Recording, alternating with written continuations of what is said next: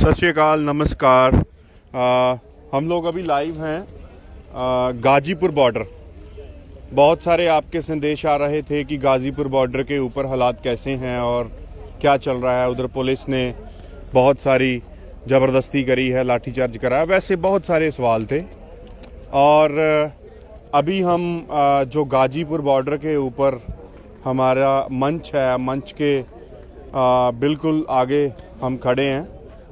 मंच भी देखिए और मंच के ऊपर हमारा नेशनल फ्लैग सबसे ऊपर लगा हुआ है। इधर भी फ्लैग लगे हुए हैं और इधर हमारे आगे किसान भाई, किसानों को प्यार करने वाले यहाँ पे सो भी रहे हैं। और आप इधर देख सकते हैं सभी लोग खड़े भी हैं चारों ओर। और हमारे साथ अभी बात करने के लिए धर्मेंद्र भाई हैं और केस्ट कैद जी के साथ बहुत समय से वो साथी हैं। धर्मेंद्र भाई, आप बताइए कि कैसे कैसे सहारा, जो एक तो कल इलेक्ट्रिसिटी चले गई, उसके बाद आज बहुत सारे रूमर्स फैलाए गए, और क्या क्या हुआ सुबह से लेके अब तक। देखिए, ये प्लानिंग कल रची गई और ये भारतीय जनता पार्टी द्वारा प्रायोजित प्लानिंग थी। कल 11 बजे के आसपास लाइट काट दी गई। राकेश टिकैत जी बहुत महत्वपूर्ण बैठक में सिंगो बॉर्डर गए थे। कुछ लोगों का मुझे फोन आता है कि भाई आज राकेश टिकैत जी को आप उधर ही रखो। वो ऐसे लोग थे जिनका आंदोलन से बहुत ज्यादा वास्ता नहीं है। मैं कहा भाई क्यों रखे? कह रहे वो कभी सिंगू बॉर्डर रुके नहीं, उनको कहो आज वहीं रुके, सबसे मिले काम करें। जब 3-4 वैसे फोन आए तो मेरा माथा ठनका। उसके बाद जब लाइट काटी गई तो हमें लगा कि ये बिल्कुल क्लियर कट है कि आज कुछ होने वाला है। और उसका तरीका इन लोगों ने ये सोच लिया है कि राकेश टिकैत यहाँ नहीं होंगे तो शायद गिरफ्तारी आसान होगी। हमने राकेश टिकैत जी को कहा कि आप किसी भी तरह से वहाँ से निकलिए। उनके पास जो सुरक्षा के लोग थे उनको भी हमने अलग किया और वो कुछ बीच में काम थे। और राकेश टिकैत जी अपने सिस्टम से यहाँ से पहुँचे। दिल्ली में भी उनको मना किया हमने जाने के लिए और वो किसी न किसी तरह से यहाँ आए।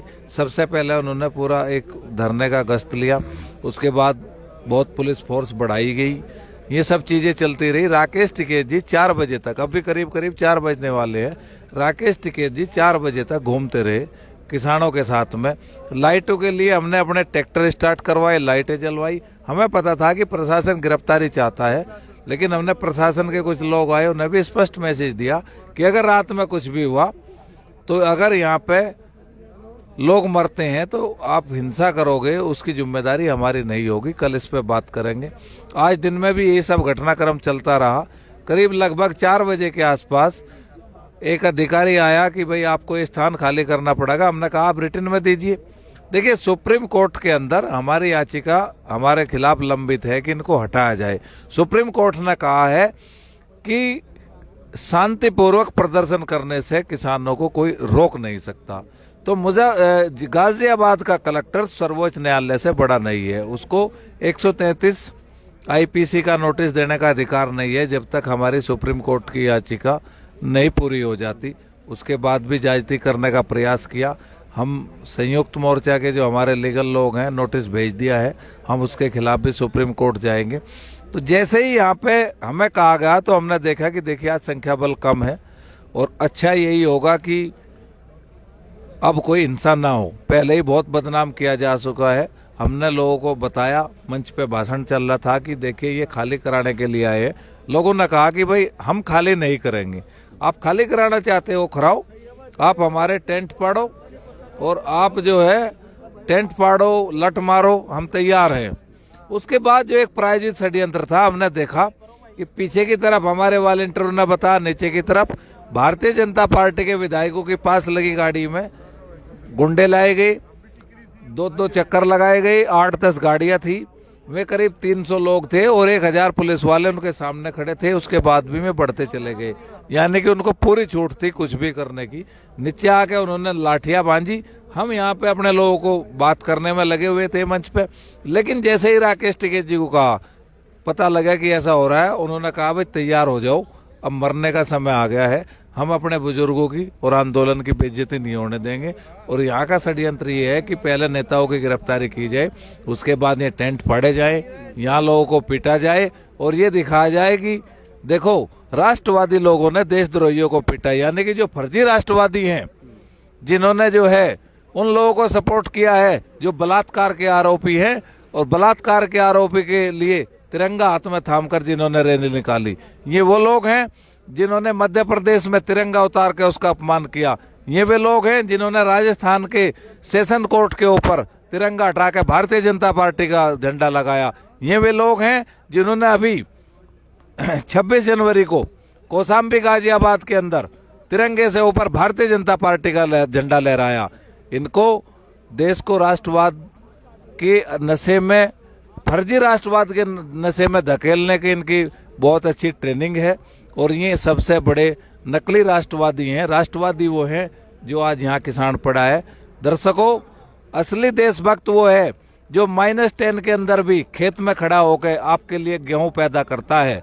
आप पैसे दे सकते हो, लेकिन अगर आप 1 साल खेती करो, अपना खुद का भोजन तैयार करो, तो आपको एहसास होगा कि किसान किस परिस्थितियों में आपकी थाली में खाना पहुंचाता है। ये पूरा षड्यंत्र था। यहाँ का विधायक लोनिका नंद किशोर गुर्जर, एक विधायक यहाँ का कोई शर्मा, अपनी गाड़ियों से लोगों को लेकर यहाँ पहुंचे हैं और हमने तय किया है कि हमारा एक छोटा टुकड़ा, एक जनपद के लोग कल यहाँ से प्रार्थना पत्र लेकर जाएंगे और उनके विधायकों के खिलाफ जब तक मुकदमा नहीं लिखा जाता तब तक थाने को नहीं छोड़ेंगे। और हम ये कहते हैं कि भाजपा का षड्यंत्र है, और अगर भारतीय जनता पार्टी कहती है कि हमारा नहीं है, तो जो 2 विधायक भारतीय जनता पार्टी के हैं उनको तुरंत भारतीय जनता पार्टी से निष्कासित करे, अगर उनकी इंडिविजुअल राय है। ये बहुत बड़ा षड्यंत्र था। राकेश टिकैत जी ने जिस तरह से भावुकता से अपील की है और जिम्मेदारी ली है कि किसान देश के अंदर ट्रैक्टर लेके मैंने बुलाए थे दिल्ली के अंदर, अगर उन पर कुछ भी कार्रवाई होती है, उनकी कोई गलती नहीं है, कॉल मैंने की थी, उसके जिम्मेदार मैं हूँ, तो उन्होंने इस तरह का बयान दिया है। और उन्होंने आज एक और बात कही थी कि आत्महत्या कर लूंगा, गोली खा लूंगा, लेकिन जब तक बिल वापसी नहीं होती तब तक घर नहीं जाऊंगा। ये थे धर्मेंद्र जी, उन्होंने सारी परिस्थिति आपको बताई। अभिमन्यु जी, आप भी मेरे साथ इधर आए हुए हैं। सारा हमने घूम कर देखा है कि कैसे यहाँ पे स्थिति है। क्या कहना चाहते हैं आप, और क्या उन लोगों को संदेश देना चाहते हैं जो बहुत गलत अफवाहें भी फैला रहे हैं? देखिए, मैं आम लोगों को, किसानों को, नौजवानों को सिर्फ एक ये संदेश देना चाहता हूँ, चाहे चौधरी राकेश टिकैत जी हों या हमारे अन्य वरिष्ठ किसान नेता हों, ये अपने किसी निजी स्वार्थ के लिए ये लड़ाई नहीं लड़ रहे हैं। इनको कोई अपना अलग से कोई फायदा नहीं होने वाला है। ये किसान समाज की लड़ाई लड़ रहे हैं, ये देश को बचाने की लड़ाई लड़ रहे हैं, ये अगली नस्लों को बचाने की लड़ाई लड़ रहे हैं, ये फसलों और जमीन को बचाने की लड़ाई लड़ रहे हैं। तो अब हम सब की नैतिक जिम्मेदारी बनती है कि हम अधिक से अधिक दिल्ली के आसपास जो धरने लगे हैं उन पे अधिक से अधिक संख्या में पहुंचे और धरनों को अधिक से अधिक मजबूत बनाएं। अब हम 99% ये लड़ाई जीत चुके हैं। सरकार का ये आखिरी षड्यंत्र था जो सरकार ने 26 जनवरी को किया। अब सरकार के सारे हथकंडे और सारे षड्यंत्र फैल हो चुके हैं। किसान निश्चित तौर पे जीतेगा। दुनिया की कोई ताकत किसान को जीतने से नहीं रोक सकती।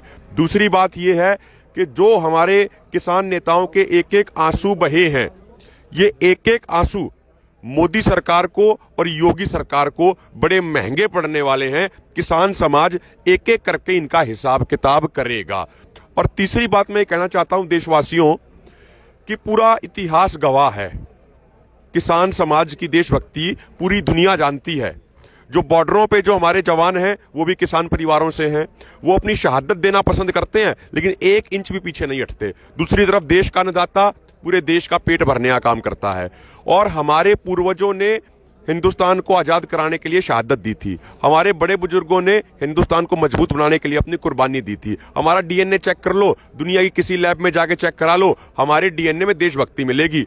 और जो लोग आज सत्ता में बैठे हैं, इनका इतिहास क्या है? 1942 में जब अंग्रेज भारत छोड़ो आंदोलन चल रहा था तो बीजेपी के पूर्वज आरएसएस के संगी लोग अंग्रेजों की चमचागिरी कर रहे थे, अंग्रेजों की गुलामी कर रहे थे, अंग्रेजों के तलवे चाट रहे थे। तो ये लोग, आरएसएस के लोग, बीजेपी के लोग हमें देशभक्ति का सर्टिफिकेट ना दें। हमारा तो जो बच्चा पैदा होता है तो वो देशभक्ति पैदा होता है, हमें इनसे देशभक्ति के सर्टिफिकेट नहीं चाहिए। और अंतिम बात, जो हमारा डीएनए है, जो हमारा खून है, वो चौधरी चरण सिंह, ताऊ देवीलाल, बाबा टिकैत, शहीद आजम भगत सिंह, सुभाष चंद्र बोस इनका है। और जो लोग आज सत्ता में बैठे हैं इनका डीएनए किनका है? इनका डीएनए है वीर सावरकर, जिसने अंग्रेजों से माफी मांगी थी। तो हम लोगों को जालिम सरकारों के सामने सर झुकाना मंजूर नहीं है। हम सर कलम तो करा लेंगे लेकिन सर नहीं झुकाएंगे, और सत्ता में बैठे लोगों को माफी मांगना इनकी पुरानी आदत है। मिंटू जी, तुसी भी ਇੱਥੇ ਦੇਖਿਆ ਸਾਰਾ ਕੁਝ, ਕੀ ਲੱਗਦਾ ਤੁਹਾਨੂੰ ਇੱਥੇ ਦੇਖ ਕੇ? ਕਿੱਦਾਂ ਜਿੱਦਾਂ ਪੰਜਾਬ ਤੋਂ ਇੰਨੇ ਫੋਨ ਆ ਰਹੇ ਸੀ ਕਿ ਜੀ ਗਾਜੀਪੁਰ ਬਾਰਡਰ ਤੇ ਤਾਂ ਪੁਲਿਸ ਨੇ ਅਟੈਕ ਕਰਤਾ, ਉਥੋਂ ਧਰਨੇ ਨੂੰ ਚੱਕ ਦਿੱਤਾ ਗਿਆ, ਬਹੁਤ ਚਿੰਤਤ ਸੀਗੇ ਜਿਹੜੇ ਸਪੈਸ਼ਲੀ ਪੰਜਾਬ ਤੋਂ ਵੀ ਫੋਨ ਆ ਰਹੇ ਸੀਗੇ। ਕੀ ਕਹਿਣਾ ਚਾਹੁੰਦੇ ਹੋ ਉਹਦੇ ਉੱਪਰ? ਅਸਲ ਵਿੱਚ ਜਦੋਂ ਰਕੇਸ਼ ਟਕੈਤ ਜੀ ਨੇ ਇੱਥੋਂ ਬੜੇ ਭਾਵਕ ਹੋ ਕੇ ਜਦੋਂ ਬੋਲੇ, ਮੀਡੀਆ ਨੇ ਉਹ ਸਾਰਾ ਦਿਖਾਇਆ। ਉਹ ਪੂਰੇ ਦੇਸ਼ਾਂ ਵਿਦੇਸ਼ਾਂ ਵਿੱਚ ਜਾਣੀ ਦੇਖਿਆ, ਪੰਜਾਬ ਦੇ ਵਿੱਚ ਵੀ ਦੇਖਿਆ ਗਿਆ। ਪੰਜਾਬ ਤੋਂ ਫੋਨ ਆਏ, ਟੈਲੀਫੋਨ ਆਏ, ਔਰ ਅਸੀਂ ਸਿੰਘੂ ਬਾਰਡਰ ਸੀ। ਜਦੋਂ ਸਾਨੂੰ ਵੀ ਮੇਰੇ ਦੋਸਤਾਂ ਮਿੱਤਰਾਂ ਦੇ ਫੋਨ ਆਏ, ਕੈਨੇਡਾ ਤੋਂ ਵੀ ਆਏ, ਪੰਜਾਬ ਤੋਂ ਵੀ ਆਏ ਕਿ ਇਸ ਤਰ੍ਹਾਂ ਹੋ ਰਿਹਾ ਗਾਜੀਪੁਰ ਬਾਰਡਰ ਤੇ ਪੁਲਿਸ ਕਬਜ਼ਾ ਕਰ ਰਹੀ ਆ। ਪਰ ਅਸੀਂ ਉੱਥੇ ਬੈਠੇ ਸੀ, ਅਸੀਂ ਉਹਦੀ ਘੋੜੀਆਂ ਭਜਾਈਆਂ, ਅਸੀਂ ਗਾਜੀਪੁਰ ਬਾਰਡਰ ਅੱਧੀ ਰਾਤ ਇੱਥੇ ਪਹੁੰਚੇ ਹਾਂ। ਔਰ ਧੰਨਵਾਦ ਵੀ ਕਰਦਾ ਮੈਂ ਤੁਹਾਡਾ ਬਲਜੀਤ ਸਿੰਘ, ਜਿਹੜੇ ਆਈਟੀ ਸੈੱਲ ਦੇ ਸਾਡੇ ਇੰਚਾਰਜ ਨੇ, ਆਪਣੀ ਟੀਮ ਲੈ ਕੇ ਇੱਥੇ ਆਏ ਆ। ਔਰ ਸਵੇਰ ਦੇ 4 ਵਜੇ ਹੋਏ ਆ, ਅਸੀਂ ਸਾਰਾ ਮੰਜ਼ਰ ਉਹ ਦੇਖਿਆ, ਦੇਖ ਰਹੇ ਹਾਂ ਸਾਰਾ ਉਹ ਧਰਨਾ ਦੇਖਿਆ ਬਾਰਡਰ ਤੇ। ਸਾਰੇ ਕਿਸਾਨ ਚੜ੍ਹਦੀ ਕਲਾ ਦੇ ਵਿੱਚ ਆ। ਉਹ ਸਾਰੀਆਂ ਝੂਠੀਆਂ ਫਾਹਾਂ ਸੀਗੀਆਂ। ਔਰ ਸਾਡੇ ਰਕੇਸ਼ ਟਕੈਤ ਜੀ ਕੋਲ ਅਸੀਂ ਬੈਠੇ ਆਏ 2 ਘੰਟੇ ਸਟੇਜ ਕੋਲੇ ਤੇ ਬਹਿ ਕੇ ਆਏ ਆ, ਉਹਨਾਂ ਨਾਲ ਗੱਲਬਾਤ ਕੀਤੀ। ਉਹ ਪੂਰੀ ਚੜ੍ਹਦੀ ਕਲਾ ਦੇ ਵਿੱਚ ਆ। ਉਹਨਾਂ ਨੇ ਪੁਲਿਸ ਨੂੰ ਕਹਿਤਾ, ਪ੍ਰਸ਼ਾਸਨ ਨੂੰ ਕਹਿਤਾ ਕਿ ਮੇਰੀ ਇੱਥੋਂ ਲਾਸ਼ ਤਾਂ ਜਾਊਗੀ, ਮੈਂ ਜਿੰਦਾ ਜਾਨ ਇੱਥੋਂ ਨਹੀਂ ਜਾਊਂਗਾ, ਮੈਂ ਆਪਣੇ ਕਿਸਾਨਾਂ ਨੂੰ ਛੋੜ ਕੇ ਨਹੀਂ ਜਾਊਂਗਾ।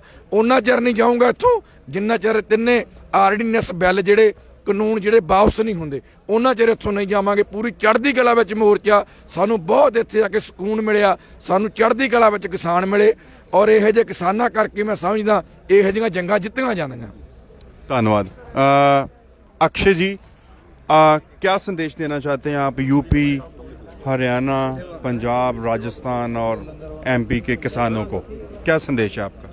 देखिए, सबसे पहले तो बड़े दुख की बात है जिस सरकार का ध्यान जो किसान आज मांग कर रहे हैं और 2 महीने से सड़कों के ऊपर ठिठुरती ठंड में बैठे हैं, आप देख भी सकते हैं यहाँ पे, तो वो उस सरकार का उस प्रोसेस के ऊपर, उस प्रक्रिया के ऊपर मंथन होना चाहिए कि इस किसानों की मांगों को कैसे माना जाए।